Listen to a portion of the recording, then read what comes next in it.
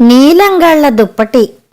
ఈ కథను రచించిన వారు శ్రీమతి కావిలిపాటి విజయలక్ష్మి గారు. ఈ కథ యువ దీపావళి ప్రత్యేక సంచికలో ప్రచురితమైంది. నన్ను చూస్తూనే చిరునవ్వుతో విష్ చేశాడు అయ్యరు. నేను ఎప్పుడు ఆ టౌన్కి వెళ్ళినా ఆ హోటల్లోనే బస చేస్తాను. గదులు నీట్గా ఉంటాయి, సప్లై బాగుంటుంది. అయ్యరు రిజర్వుడ్గా ఉంటాడు. ఆడవాళ్ళకి ఆ హోటల్ గదుల్లో ప్రవేశం ఉండదు. అది ఆ హోటల్కున్న ప్రత్యేకత. అయ్యర్ నాకు పరిచయస్తుడే, పర్వాలేదనుకుని ఓసారి మా ఆవిడ్ని తీసుకుని వచ్చాను. నా పక్కనున్న మా ఆవిడ్ని చూసి, మీకు తెలియదా సార్ అని మరో హోటల్ అడ్రస్ చెప్పి, బాగుంటుంది, కావాలంటే నేనే మేనేజర్కి ఫోన్ చేసి చెబుతాను, వెళ్ళండి అని లౌక్యంగా నాకు ఉద్వాసన చెప్పాడు. బాయ్ని పిలిచి తాళం చెవులిస్తూ రూమ్ నెంబర్ చెప్పి, అయ్యగారికి ఏం కావాలో చూడు అన్నాడు.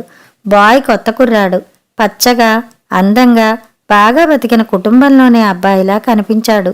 ఇది వరకైతే సత్యం అనేవాడు ఉండేవాడు. నల్లగా మోటుగా నవ్వుతూ నేను అడిగినా అడక్కపోయినా ఆ ఊళ్ళో రిలీజ్ అయిన కొత్త సినిమాల గురించి, తన ఉద్యోగం గురించి గలగలా మాట్లాడేవాడు. ఈ అబ్బాయి కాస్త రిజర్వుడ్గా కనిపించాడు. రూమ్ తలుపు తెరిచి light switch, fan switch on చేసి పక్క మీద దుప్పటి మార్చి దిండు కవరు మారుస్తూ, కాఫీ సిగరెట్ ఏమన్నా తెమ్మన్నారా సార్ అని అడిగాడు వినయంగా. నీ పేరు? నువ్వు కొత్తగా చేరావా పనిలో అడిగాను అతని ప్రశ్నను పక్కకి నెట్టి. అవునండి పొడిగా జవాబిచ్చాడు. ఇది వరకు సత్యం అనేవాడు ఉండేవాడు అన్నాను స్వాగతంలా. అతను మాట్లాడలేదు. 2 నిమిషాల తర్వాత మీకేమన్నా కావాలంటే అని నా వైపు చూశాడు. పిలుస్తాలే అనేశాను అతని మాట మధ్యలో. వెళ్ళిపోయాడు బయటికి. కుర్రాడు బాగున్నాడు, ఎర్రగా. అరే పేరేమిటో చెప్పనేలేదు అనుకున్నాను. మళ్ళీ అడగొచ్చులే అనుకుని బట్టలు మార్చుకొని కాలకృత్యాలు తీర్చుకొని స్నానం చేసి ఆఫీస్కి వెళ్ళడానికి తయారై డ్రెస్సింగ్ టేబుల్ దిగువన అమర్చిన బటన్ నొక్కాను.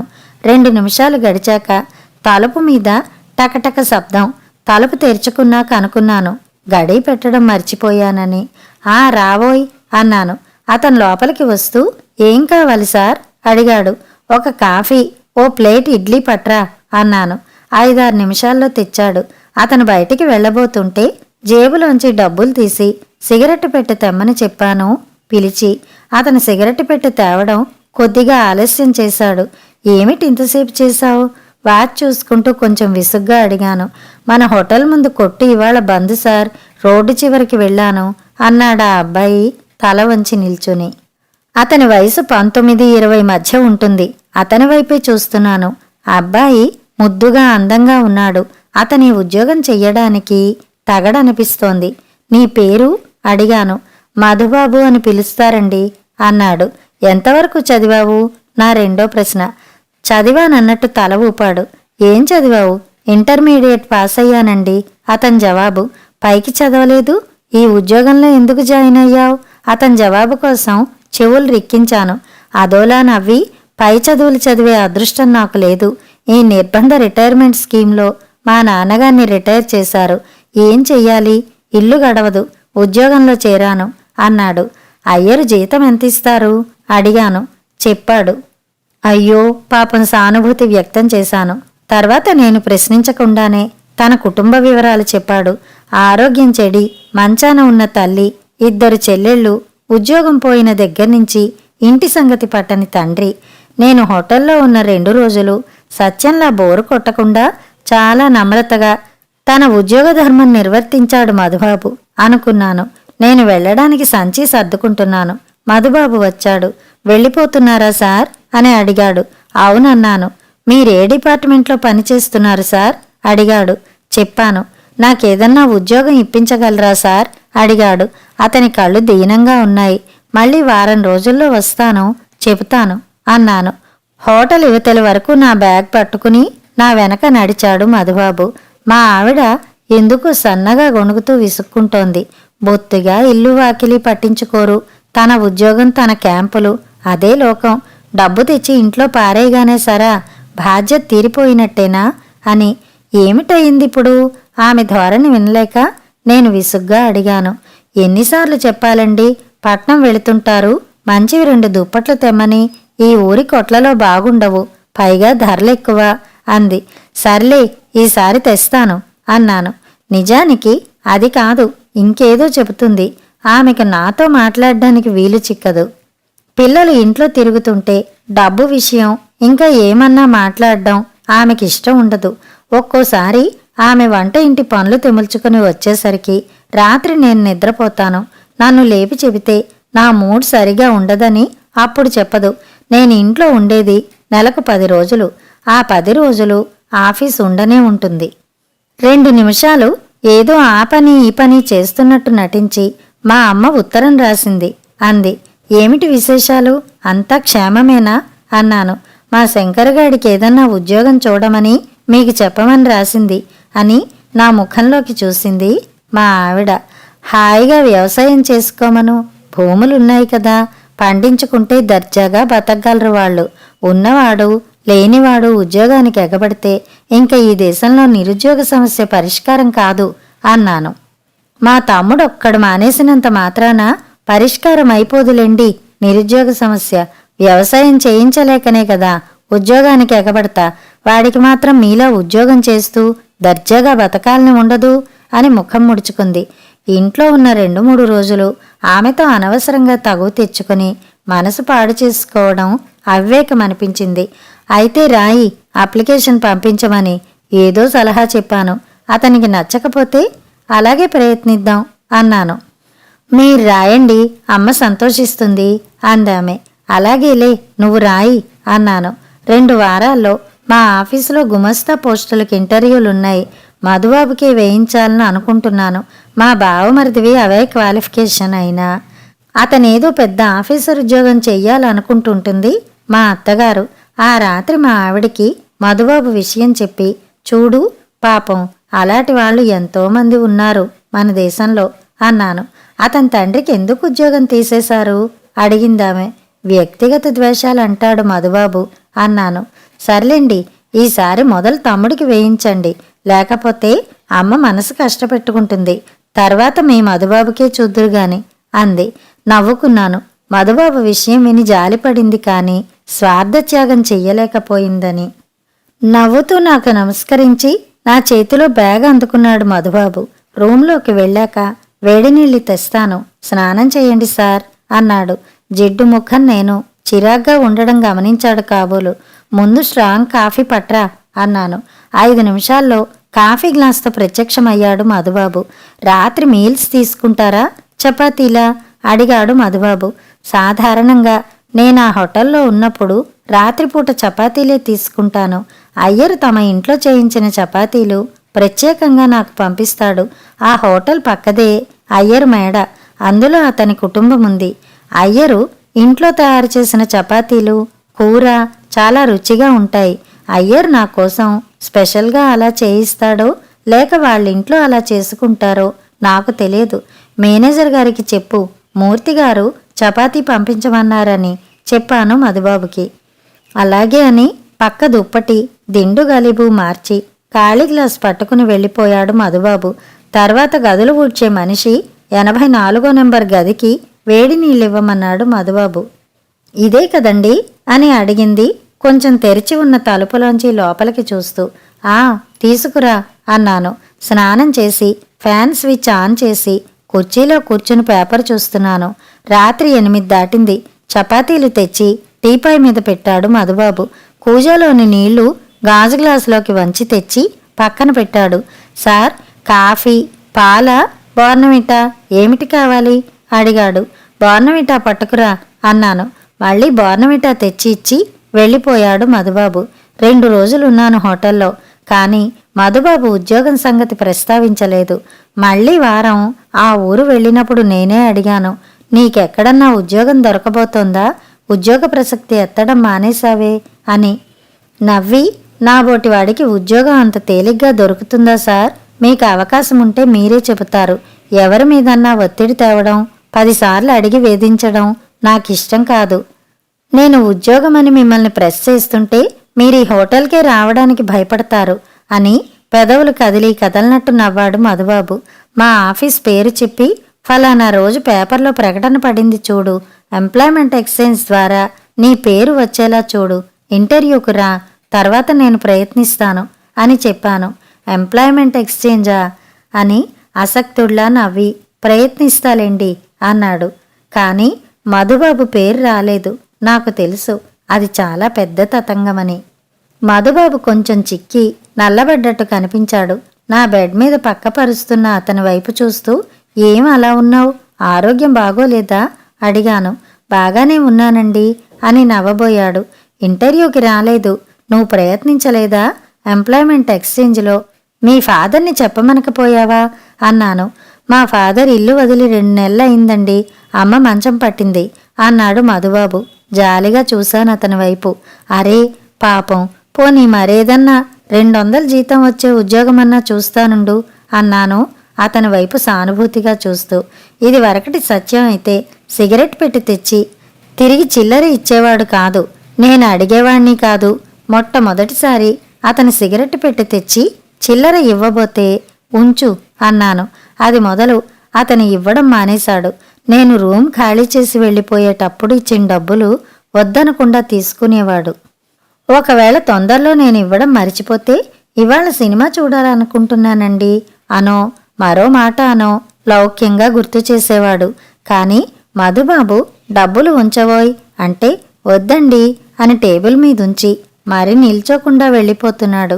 వెళ్ళిపోయే రోజు రూపాయి అర్ధ ఇవ్వపోతే సిగ్గుపడిపోయి, అలా ఇటుపైన ఇవ్వకండి సార్, మీరు డబ్బు ఇవ్వబోతుంటే మా నాన్న ఆఫీసర్గా పనివాళ్ల చేతుల్లో డబ్బులుంచడం గుర్తొస్తోంది అన్నాడు. నేను మధుబాబు పనిలోకి వచ్చిన తర్వాత రెండోసారి హోటల్కి వచ్చినప్పుడు థ్యాంక్ యూ సార్ అని బరువుగా నిట్టూర్చాడు మధుబాబు. మరో రోజు నాకు ఒళ్ళు తెలియని జ్వరం వచ్చింది. ఏవో టాబ్లెట్లు కొని తెచ్చిచ్చి డాక్టర్ దగ్గరికి వెళదామా సార్ అని అడిగాడు. వద్దులే, తగ్గిపోతుంది, ఇంటికి వెళ్ళిపోతాను అన్నాను. అబ్బా అమ్మా అని నేను బాధపడుతుంటే తలనొప్ప సార్ అని తల పట్టబోయాడు. వద్దని వారించాను. పర్వాలేదు, మా ఫాదర్ లాంటివారు అని దిగువకెళ్ళి ఎవరినో అడిగి తెచ్చి అమృతాంజనం రాసి తల పట్టాడు. కొంచెం సేపటికి నాకు నిద్ర పట్టింది. మధుబాబు ఎప్పుడు నా గదిలోంచి వెళ్ళిపోయాడో నాకు తెలియదు. తెల్లవారి 5 గంటలకి తెలివచ్చింది. మరో అరగంటలో బస్సుంది. ఆదరా బాదరా బట్టలు బ్యాగ్లో కూరి, రూమ్ తాళం, విభూది రేఖలు ముఖాన్ని దిద్దుకుని కుర్చీలో కూర్చున్న అయ్యర్ చేతికిచ్చి అతని జ్వరం తగ్గిందా అనే ప్రశ్నకు పొడిగా జవాబిచ్చి రోడ్డు మీద పడ్డాను. హోటల్కి వస్తూ మధుబాబు ఎదురై నమస్కరించాడు. వెళ్ళిపోతున్నారా సార్ అని నా చేతిలో బ్యాగ్ అందుకుని రిక్షా పిలిచాడు. రిక్షాలో కూర్చుంటూ పర్సు జేబులోంచి తీయబోయి మళ్ళీ మానేశాను. నాకు తెలిసిన ఒక పెద్ద కాంట్రాక్టర్తో మాట్లాడి మధుబాబుని మేస్త్రీగా 200 రూపాయల జీతం ఇస్తూ వేసుకోవడానికి ఒప్పించాను అతన్ని. కానీ మళ్ళీ ఆ ఊరు వెళ్ళడానికి 15 రోజుల వరకు పడలేదు. మామూలుగా నన్ను చూస్తూ అయ్యరు చిరునవ్వుతో విష్ చేసి సత్యం అని పిలిచాడు బాయ్ని. మధుబాబు అన్నాను అయ్యర్ వైపు చూస్తూ. దొంగ రాస్కెల్, ఉద్యోగంలోంచి పొమ్మన్నాను. ఈ రోజుల్లో అందర్నీ నమ్మకూడదు సార్ అన్నాడు. సత్యం నా బ్యాగ్ పట్టుకుని ముందుకు నడుస్తుంటే మధుబాబు దొంగవాడా, ఏం చేశాడో తెలుసుకోవాలనే ఆత్రతలో అతన్ని అనుసరించాను. సత్యం పక్క మీద దుప్పటి తీస్తుంటే అడిగాను, మధుబాబుని ఎందుకు ఉద్యోగంలోంచి తీసేశారని. దొంగోడు కొడుకు దొంగోడు కాక మరేటవుతాడు బాబు, వాళ్ళ నాన్న లంచాలు తినేవాడని, ఇలాంటి యదవ పనులు చేసేవాడనే ఉద్యోగం పీకేశారు. పోనీ కుర్రోడు మంచోడ్లా కనిపిస్తున్నాడని మా మేనేజర్ గారు నన్ను హోటల్లోకి మార్చి నా పని మధుబాబుకి వేశారండి. ఇంతకీ ఏం చేశాడు? అతని మాట పూర్తి కాకుండా విసుగ్గా ప్రశ్నించాను. దుప్పటి ఇంటికి పట్టుకుపోయాడండి. సరిగ్గా 15 రోజుల కిందటండి మేనేజర్ గారు కొత్తవి నీలంగళ్ళవి 20 దుప్పట్లు హైకో ఫ్యాబ్రిక్స్ నుంచి తెప్పించారండి. అందులో ఒక దుప్పటి తక్కువ వచ్చిందండి. లెక్క చూస్తే ఈ మేడ మీది గదులన్నీ మధుబాబే గదండి, సప్లై చేస్తా, మరెవరు తీస్తారు అన్నాడు సత్యం. ఏమో, అలాంటి కుర్రాళ్ళ కనిపించడు అన్నాను. ఆడు మా గొప్పడాకండి, స్టేషన్లో పెట్టించి చితక్కొట్టినా చెప్పలేదండి దుప్పటి పట్టుకుపోయానని అన్నాడు సత్యం. స్టేషన్లో పెట్టి కొట్టించారా అన్నాను సహించలేనట్టు. మరేటి చేస్తారండి, స్టేషన్లో వదిలాక అదే వెళ్ళిపోవడం, మరి కనపడలేదండి అన్నాడు సత్యం. అంటే ఎటు వెళ్ళిపోయాడు? కలవరంగా అడిగాను. ఏమోనండి, ఆత్రతో చెల్లెలు వచ్చిందండి హోటల్కి. మా అన్నయ్య ఏడి అని అడగడానికి దొంగ ఎదవ ఇంటికెళ్ళలేదు, ఎటో ఉడాయించాడు అన్నాడు సత్యం. నా మనస్సంతా ఖరాబైపోయింది. ఎంత ఆలోచించి మధుబాబు ఇలాంటి పని చేసి ఉంటాడని సరిపెట్టుకోలేకపోయాను. ఇంటికి వచ్చేసరికి మా ఆవిడ చాకలివాడితో ఘర్షణ పడుతోంది. వాడు నా కొడుకుని చితకతన్నానండి, దుప్పటి రేవులో పారేసినందుకు ఆడు పౌరుషం వచ్చి పారిపోయాడు ఇంట్లోంచి. కావాలంటే ఖరీదు ఇరుచుకోండి అంటున్నాడు. మా ఆవిడ నా వెనకే వచ్చి, ఏమండి, ఆ నీలంగళ్ళ దుప్పటి ఎంత కొన్నారు అని అడిగింది. తెల్లబోతూ, నీలంగళ్ళ దుప్పటా అన్నాను. అవునండి, మీరు క్రితంసారి క్యాంపు నుంచి వచ్చేటప్పుడు తెచ్చారు కదూ, కాస్త మాసినట్లు అనిపిస్తే వీడి కొడుక్కి రేవుకు వేశాను, చూడండి పోయిందంటున్నాడు ఫిర్యాదు చేసింది. ఆ రోజు నేను నీరసంగా పడుకుండిపోతే మా ఆవిడ బ్యాగ్లోని బట్టలు తీసి సవరించింది. నేనే ఆ జ్వరం మైకంలో నీలంగళ్ళ దుప్పటి సంచిలో కూరి ఉంటానా? నా మతి పోతోంది. అదేమిటలా తెల్లబోతారు? చెప్పండి తొందరగా, ఆ దుప్పటి ఎంత కొన్నారు అంది మా ఆవిడ. ఎంత కొన్నానని చెబుతాను, ఆ దుప్పటి కథ చెప్పాలా వద్దా? నా ఆలోచన తెగకముందే గుర్తు తెచ్చుకోండి, నీలంగళ్ళది దళసరి దుప్పటి ఎంత కొన్నారు? మా ఆవిడ మళ్లీ ప్రశ్న. పోన్లెద్దు, ఏదో పొరపాటున పారేసి ఉంటాడు. వాడి కొడుకు ఇంట్లోంచి పారిపోయాడని వాడు అగౌరిస్తుంటే బొత్తిగా మనసు లేని దానిలో దుప్పటి ఖరీదంటావు కసురుకున్నాను నెమ్మదిగా. మా ఆవిడ గడుసుది.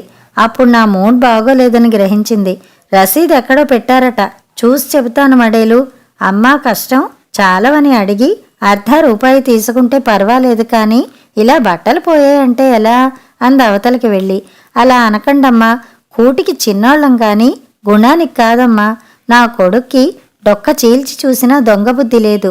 దుప్పటి దాని అమ్మ సిగగొయ్య అని ఆ దుప్పటి అపహరించిన వాడిని వాడి పరిభాషలో 4 తిట్టి, మాపు కాబట్టి మీరేశారు, మేం పారేశామని ఒప్పుకున్నాం, మరో నాటి వాళ్ళైతే అసలు దుప్పటి నాకు రేవులో వెయ్యలేదని దబాయిస్తారు అంటూ వెళ్ళిపోయాడు. పిల్లలంతా స్కూలుకి పోయాక నేను మా ఆవిడ మాత్రమే ఇంట్లో ఉన్నప్పుడు, కాంతం, నేనస్సలు దుప్పటి కొనలేదే, నీలంగళ్ళ దుప్పటి బాబుగారు తెచ్చిందంటావేమిటి అని అడిగాను మా ఆవిడ్ని. బాగుంది, ఆ జ్వరం గాబరాలో మరిచిపోయారేమో, కొన్నట్టు గుర్తులేదేమో, మీ బ్యాగ్లోంచి తీశానుగా కొత్త దుప్పటి అంది కాంతం నవ్వుతూ. నిప్పురవ్వలా నా గుండెల్లో చేరి బాధిస్తున్న నిజం మరి దాచలేకపోయాను. నీలంగళ్ళ దుప్పటి పోయిందని మధుబాబుని శిక్షించడం చెప్పి, కాంతం ఇప్పుడేం చెయ్యాలి? ఆ ఉదయం బస్సు పోతుందనే తొందరలో మంచం మీద చిందరవందరగా పడేసుకున్న నా పంచ, తువ్వాలు, సాలువాతో పాటు ఈ దుప్పటి పెట్టేసి ఉంటాను అన్నాను బాధగా, నా పనికి నేను నవ్వుకుంటూ. అయ్యో పాపం, ఎంత పని జరిగింది అని నొచ్చుకుని, ఏం చేస్తాం, మీరు కావాలనే ఆ దుప్పటి తేలేదుగా అంది. ఈ జరిగిందంతా అయ్యర్కి చెప్పేస్తే అని ఆలోచించాను చాలా రోజులు, కానీ చెప్పలేకపోయానెందుకో. కానీ ఎవరన్నా నీలంగళ్ళ దుప్పటి అంటే తుళ్ళి పడుతున్నాను. దీపావళి వెళ్ళిన మరురోజు చాకలివాడి కొడుకు రమణ నా షర్టు చేత్తో పట్టుకుని గేటు తీసుకుని లోపలికి వస్తున్నాడు. వీధి వరండాలో నిల్చుని పళ్ళు తోముకుంటూ చూశాను. వాడు మళ్ళీ తిరిగి వచ్చినందుకు సంతోషంగా నవ్వుతూ, ఏరా రమణ, ఎప్పుడు రాక అని అడిగాను. వాడు జవాబు ఇవ్వకుండానే నా దగ్గరకు వచ్చి, ఈ షర్టు ఖరీదెంత బాబూ అడిగాడు. ఏమిటయ్యింది అడిగాను, షర్టు వైపు వాడి ముఖం వైపు మార్చి మార్చి చూస్తూ. నిన్న శిశింద్రి ఎలిగి షర్టు మీద పడి కాలి చిన్న బొత్త పడింది. నేను నిన్ననే వచ్చాను, రాత్రి నేనే శిశింద్రి ఎలిగించాను. మా అయ్యకు తెలిస్తే మంచోడు కాదు అన్నాడు. ఇంతకాలం ఎటుపోయావురా అని నవ్వి, అలా పొరపాట్లు చెయ్యకూడదురా రమణ అన్నాను. వాడు అదోలా నవ్వి, మంచోడు తెలిసినోడు ఎవడన్నా తెలిసి చేస్తాడేటండి, పొరపాటంటే తెలియక జరిగిపోయిందానికే కదండి పొరపాటంటారు. కలెక్టర్ అవనీండి, మినిస్టర్ అవనీండి, ఆడమ్మ మొగుడు అవనీండి, పొరపాటు జీవితంలో చేయకుండా ఉంటాడా? ఆ ఏళ మీ దుప్పటి, నీలంగళ్ళ దుప్పటి రేవుకాడ పోయిందని బజార్లో నన్ను సితకొట్టేశాడు మా అయ్య. ఆ ఎల్లడం రాజమండ్రి వెళ్ళిపోయాను. కష్టపడితే కూటికి కరువేటండి, హోటల్లో పనిచేసేవాణ్ణి. ఎందుకు? మా అయ్యకి అమ్మకి నానొక్కడిని. పేపర్లో ప్రకటన విని వచ్చేసినాను. మీ నాన్న పేపర్లో ప్రకటన వేయించాడా? ఆశ్చర్యంగా అడిగాను. అవునండి, ఎర్రెత్తిపోయాడటండి. పేపర్లో ప్రకటన అంటే చూడండి, ఆడికి తగిన ఖర్చేనా? ఆ ఏళ దుప్పటి రేవుకాడా అని వాడు అనేంతలో మరి వినలేనివాడిలా, సర్లే ఏదో జరిగిపోయింది, వెళ్ళు అన్నాను. మళ్ళీ అడిగాడు, షర్టు ఖరీదెంత అని. దుప్పటి ఖరీదు వదిలేశాం, షర్టు ఖరీదు కూడా వదిలేస్తే వీడిదే అలవాటుగా బట్టలు పోయాయని అంటాడేమో అనే అనుమానం వచ్చి 50 అన్నాను టక్కున. మా ఇద్దరి మాటలు వింటున్న మా మాస్టారు గారు నవ్వుతూ, రమణ, తప్పో పొరపాటో చేయడం మానవ లక్షణం, కానీ అది ఒప్పుకోవడంలో గొప్పతనం ఉందిరా. పో, మూర్తిగారి షర్టు ఖరీదులో సగం నువ్విచ్చుకోవాలి. ఏమండి మూర్తిగారు, పెద్ద మనుషులు అనుకునే వారిలో చేసిన తప్పులు మింగేసి బాబుల్లా తిరిగేది ఎంతమంది లేరు అని నా వైపు చూస్తూ ప్రశ్నించారు. నిజమే, అవును, పోరా రమణ అని లోపలికి నడిచాను. తప్పులు మింగేసి బాబుల్లా తిరిగేవారు. నాకు కొరడాతో చెల్లున కొట్టినట్టయింది మాస్టారు గారి మాట. రమణలానే ఏ నాటికైనా నేను మధుబాబుని కూడా చూసేలా వరం ఇవ్వు భగవాన్. కనిపించని దేవుణ్ణి మనసులోనే ప్రార్థించాను. కథ సమాప్తం.